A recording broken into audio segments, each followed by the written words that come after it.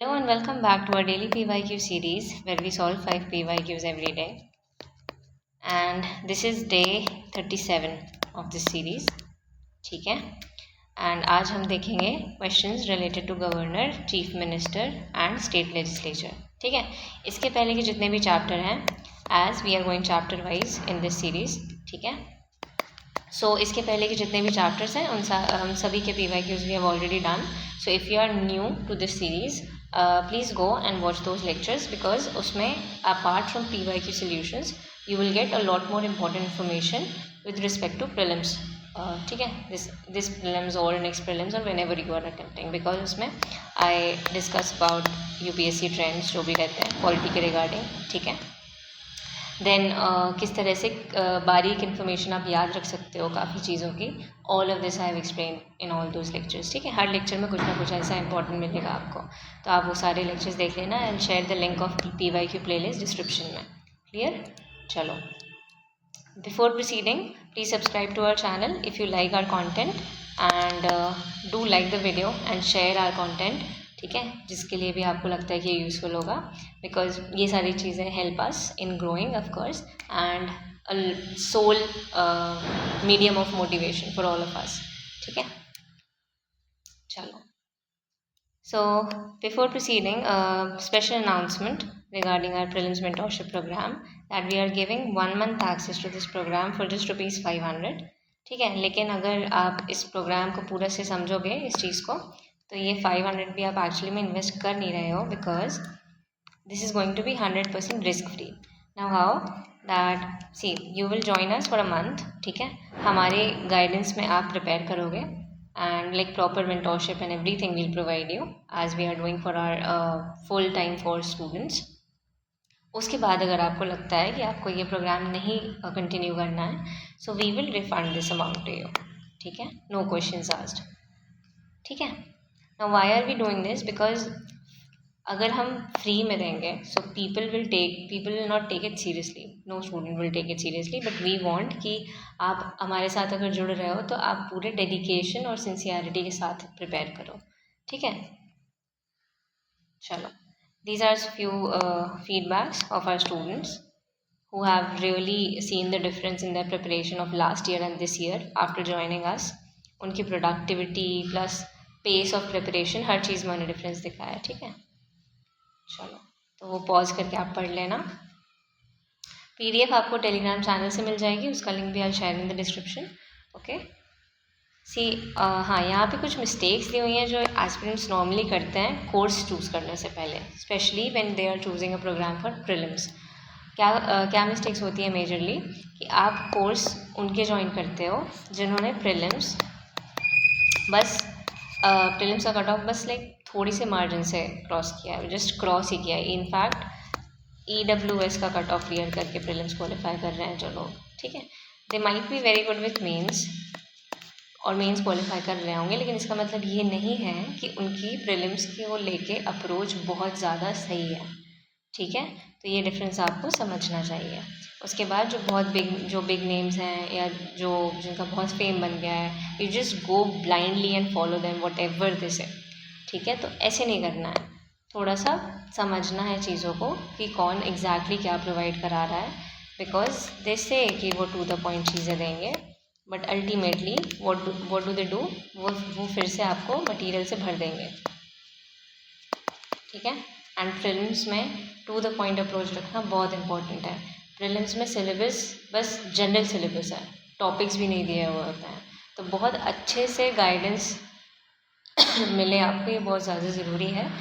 ठीक है. Because proper समंदर है प्रीलिम्स के केस में. क्लियर. तो आपको टू द पॉइंट को ये बताए कि हाँ, इस बुक अगर ये बुक पढ़ रहे हो तो इस बुक में एग्जैक्टली क्या क्या पढ़ना है, ये सब ऐसे आपको पता होना चाहिए. ठीक है. So this is what we actually do in our mentorship programme. Okay. All right. Another special thing about us and our platform is that all of the mentors, एक हैं हमारे IFS Mohit Bansal, so he is currently serving in Jharkhand. ठीक है. Then we have Jitendra sir. So उसके बाद this is me. ठीक है. All of us have either scored और क्वालिफाइड फॉर इसका कट ऑफ. ठीक है, प्रीलिम्स में। एंड आपको अगर इसकी इंपॉर्टेंस पता होगी तो आपको समझ में आ रहा होगा कि why is this particular feature really important and special. ठीक है, चलो, सो you can give a try to this 500 thing of ours by going to our website. उसका भी link I'll share in the description. This is our website. Clear? इसमें जाके you can enroll for this 1 month access thing. चलो, let's proceed with the questions. Which one of the following statements is correct? In India, the same person cannot be appointed as governor for 2 or more states at the same time. Okay, अब ये जो question है ये factual question है, ठीक है, इसमें logic आप अप्लाई नहीं कर पाओगे, ये सारे स्टेटमेंट्स फैक्ट बेस्ड हैं, so you need to know. Alright, ठीक है, नाउ उसने करेक्ट पूछा है एंड दिस इज, ये बोल रहा है नहीं कर सकते, जो कि इनकरेक्ट है बिकॉज ये पॉसिबल है। Let's see how. आर्टिकल 153 में ही मेंशन है ये, कॉन्स्टिट्यूशन में, इसका मतलब सीधा सीधा कॉन्स्टिट्यूशन में मेंशन है कि एक ही गवर्नर को 2 या 2 से ज़्यादा स्टेट्स का कंट्रोल हम दे सकते हैं when ever it is necessary. ठीक है, so this is incorrect. Then जजेस of the high court of the states in India are appointed by the governor of the state just as the जजेस of supreme court are appointed by the president. अब यहाँ पे ये एक तो थोड़ा सा आप ऐसे गेस कर सकते हो कि बहुत ज़्यादा एक्सप्लेन कर रहा है ना, लेकिन हर बार अप्लाई नहीं होता है, सो आई वोंट ले much emphasis on this particular logic. ठीक है, नहीं करते, इनफैक्ट सीधा फैक्चुअल बेस्ड पे रहने देते हैं। देखो, जजेस ऑफ हाई कोर्ट को भी प्रेसिडेंट ही अपॉइंट करता है, ये याद रखना अगर अभी तक किसी भी कन्फ्यूजन में हो। ठीक है, उनको गवर्नर अपॉइंट नहीं करते हैं। Clear? So this is incorrect. Again, this was a fact. Clear? No procedure has been laid down in the Constitution of India for the removal of governor from his or her post. This is correct. अब ये हो सकता है आपको लग जाए कि no procedure, ऐसे कैसे कोई प्रोसीजर नहीं दिया होगा, बट ऐसा नहीं है। इनफैक्ट ऐसा कई चीज़ों में है कि कॉन्स्टिट्यूशन में डिटेल में नहीं दिया हुआ है प्रॉपरली, काफ़ी सारी चीज़ें हैं, डिफाइंड नहीं है, प्रोसीजर नहीं है। ठीक है, so again in this case also this is correct. Then तो हाँ, रिमूवल कैसे होता है अगर प्रोसीजर नहीं है तो? सी यहाँ पे दिया हुआ है, constitution does not specify any procedure but since a governor serves at the pleasure of the president so he can be removed at any time without providing a reason. ठीक है, by the president of course. Clear? चलो, so this is correct, लेकिन हमें अभी last statement बचा हुआ है, हमें ये भी पढ़ना है। ठीक है, उसने करेक्ट ही पूछा है, अभी तक तो ये करेक्ट है। In the case of a union territory having a legislative setup the chief minister is appointed by the lieutenant governor on the basis of majority support. No, chief minister in case of union territory is appointed by president. ठीक है, सी, in case of union territory he is appointed by president and not the lieutenant governor. So remember this because this is little different from normal circumstances. ठीक है, तो इसमें आप confuse ना हो, इसलिए इसको अच्छे से आज ही दिमाग में भर लेना मस्त। ठीक है, चलो, moving on to next question. Consider the following statements. No criminal proceedings shall be instituted against the governor of a state by any court होना चाहिए यहाँ पे, by any court during his term of office. Yes, this is correct. ये भी ना ये भी हमारा fact based question है। ठीक है, so this is correct. Then emoluments and allowances of the governor of the state shall not be diminished during his term of office. This is also correct. Now ये दोनों चीज़ें, ये जो होता है ना, ये इसलिए होता है कि वो उनकी नॉर्मल फंक्शनिंग इंश्योर की जा सके। ठीक है, उसके बाद ये वाला दिस इज टू इंश्योर कि वो बायस ना हो। क्लियर? इसीलिए इमोल्यूमेंट्स और अलाउंसेस उनके ऑफिस के पहले जो भी डिसाइडेड है और टर्म के पहले जो भी डिसाइडेड है वो सेम रहेगा जब तक उनका टर्म कंप्लीट नहीं हो जाता। ठीक है, चलो, इसको थोड़ा सा एक्सप्लेनेशन देख लेते हैं। ये देखो, ये बुक से ही लिया हुआ है मैंने। Emoluments and allowances cannot be diminished during his term of office. Then, like the president, he has many privileges and immunities. He is immune from any criminal proceedings, even in respect of his personal acts. Okay तो अगर statement आता है कि ऐसे तो immune होता है लेकिन पर्सनल एक्ट के केस में इम्यून नहीं होता है, तो ऐसा नहीं होगा, ठीक है, even in case of his personal acts. लेकिन एक डिफरेंस क्या है यहाँ पे सिविल वाली प्रोसीडिंग्स में, कि इन this case after giving 2 months notice these proceedings can be instituted against him, ठीक है, ड्यूरिंग हिज टर्म। सो ये एक अनदर इम्पॉर्टेंट फैक्ट है जो आपको याद रखना है, ठीक है। चलो next question, with reference to the legislative assembly of a state in India consider the following statements. Remember, this is talking about legislative assembly. This has nothing to do with parliament. Clear? Chalo. The governor makes a customary address to the members of the house at the commencement of the first session of the year. Again, a fact-based question. This is correct. ठीक है, और ये president से similar है, जैसे कि president parliament के case में करते हैं, ही टेक्स कस्टमरी एड्रेस, ठीक है, उसी तरह से governor does in case of state legislative assembly, ठीक है। तो एक तो first session of the year होता है, ठीक है, और दूसरा आफ्टर जनरल इलेक्शन जो फर्स्ट सेशन होता है, ठीक है। तो दो चीज़ है, first session after general election and in each year. Next, when a state legislature does not have a rule on the particular matter, it follows the Lok Sabha rule on that matter. ये आप logic से solve कर सकते हो, ठीक है, ये वाला स्टेटमेंट लॉजिक से सॉल्व होगा बिकॉज ये डायरेक्टली एज सच मेंशन नहीं है बुक में। तो ये आप क्या लॉजिक लगाओगे, देखो स्टेट लेजिस्लेचर है, सुप्रीम लॉ मेकिंग बॉडी क्या है, पार्लियामेंट, ठीक है। अब जैसे स्टेट लेजिस्लेचर होता है, स्टेट लेजिस्लेटिव असेंबली, उसके पैरेलल में कौन सी बॉडी होगी, लोकसभा, ठीक है। तो बहुत ही नॉर्मल और बेसिक सा स्टेटमेंट है कि अगर उनके पास कोई लॉ या कुछ नहीं है तो वो लोकसभा का रूल फॉलो कर लेंगे। लोकसभा का रूल अब ऐसे वैसे रूल तो होगा नहीं, राइट, प्रॉपर होगा, वो लीगैलिटी होगी उसमें, अथॉरिटी होगी, and everything would be considered. So this is a general statement and उस लॉजिक से आप इसको करेक्ट मार्क कर सकते हो अगर आपको नहीं पता है इन जनरली है, ठीक है। चलो, so both of these are correct. Okay and ये इसी का एक्सप्लेनेशन है सेकेंड स्टेटमेंट के लिए, ठीक है। Rules of procedure and conduct of business of Lok Sabha, ये उनके पूरा रूल्स ऑफ प्रोसीजर होता है, तो इससे वो हेल्प ले सकता है स्टेट लेजिस्लेचर, ठीक है। बाद में of course they can form their own rule and everything, but at a particular moment अगर उनको नीड है कि यार इस चीज़ को कैसे कैरी आउट करें आप, तो they can refer to Lok Sabha rules. Clear? चलो, little about our courses now. Okay, so सबसे special program, the one which we are offering for 500 1 month access, ठीक है, this is our most special program. Why so? Because in this you get everything that you need to qualify this prelims. A dedicated mentor, and dedicated means 24/7 availability. You can call, text us anytime you want for any query, personal, academic, कुछ भी share करना हो, we are just a call away, ठीक है। उसके बाद you get current affairs of 2.5 years. We have explained in one of our videos why 2.5 years is important. Also in our Telegram channel we have posted this, ठीक है। 1 year का current affair is not sufficient for UPSC, okay, you can analyze this by yourself, all right। Then you get PYQs of 29 years, analysis plus solution, okay। Here you are getting 5 PYQs per day, but in our course we are doing this much faster, okay, ठीक है। इसके अलावा you also get CSET guidance, and then everything else that you need for your prelims preparation, okay।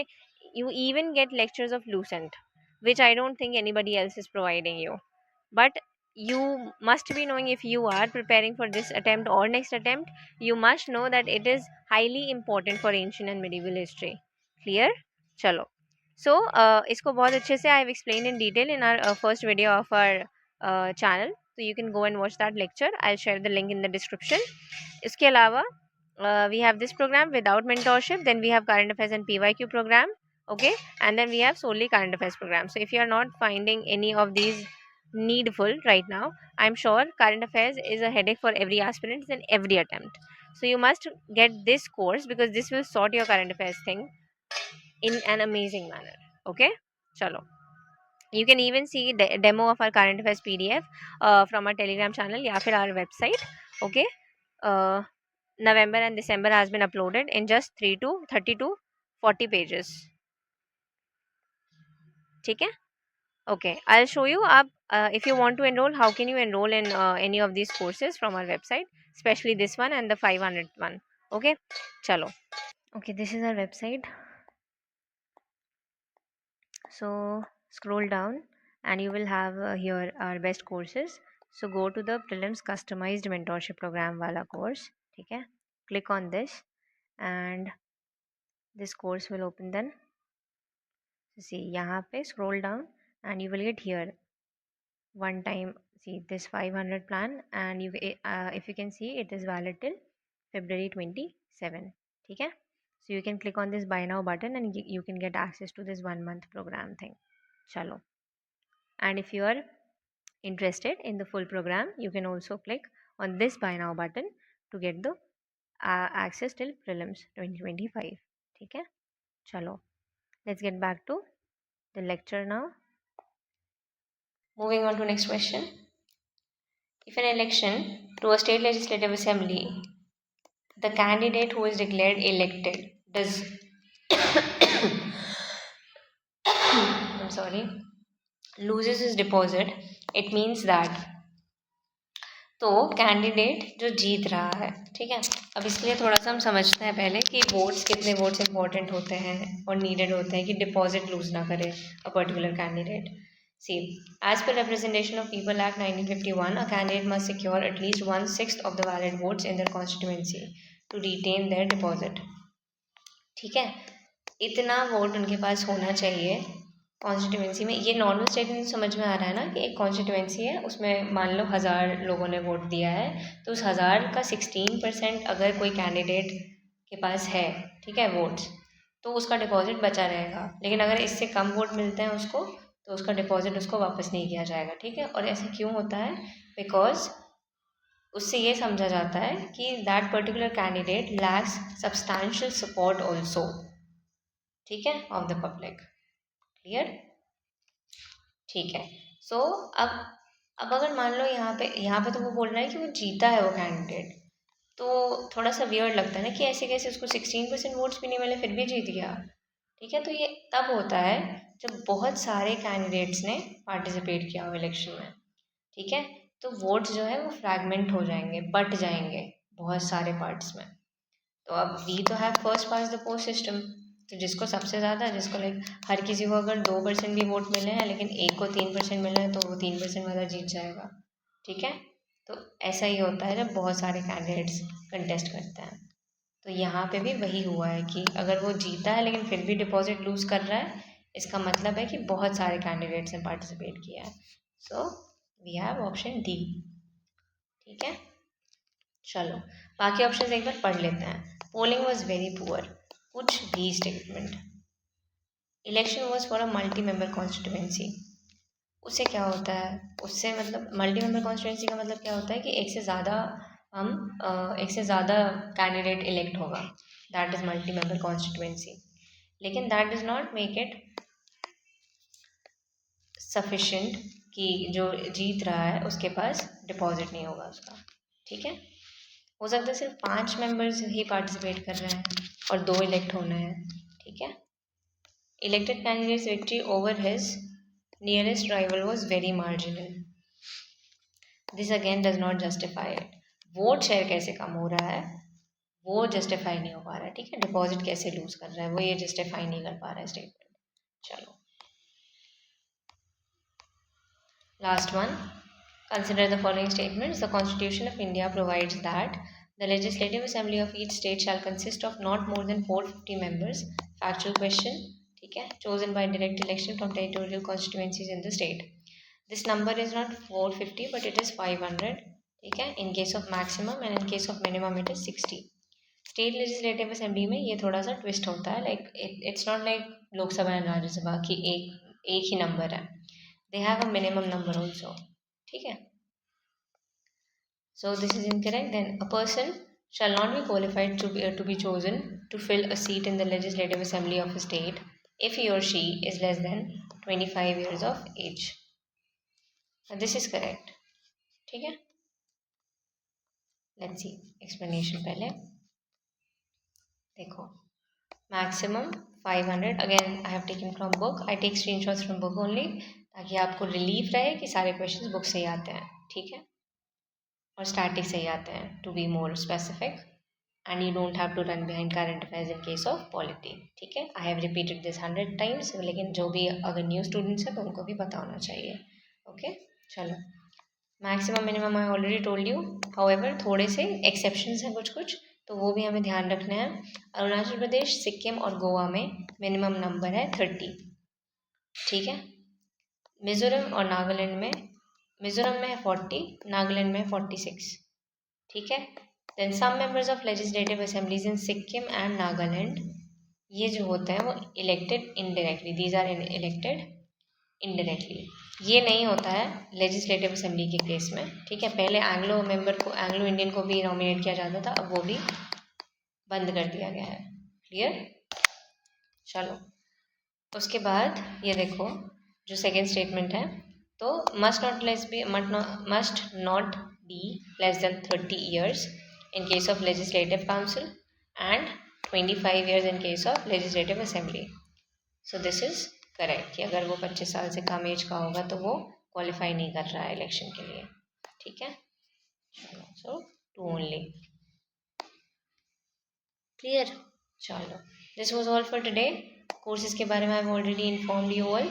So you can visit our website and enroll जो भी आपको best course लगे. और in case of any query or anything you can comment us. Telegram पे DM कर दो, या फिर वेबसाइट में आपको व्हाट्सएप नंबर मिल जाएगा, वहाँ पे भी कॉन्टैक्ट कर सकते हो. ठीक है, चलो, thank you so much for watching. Have a lovely day.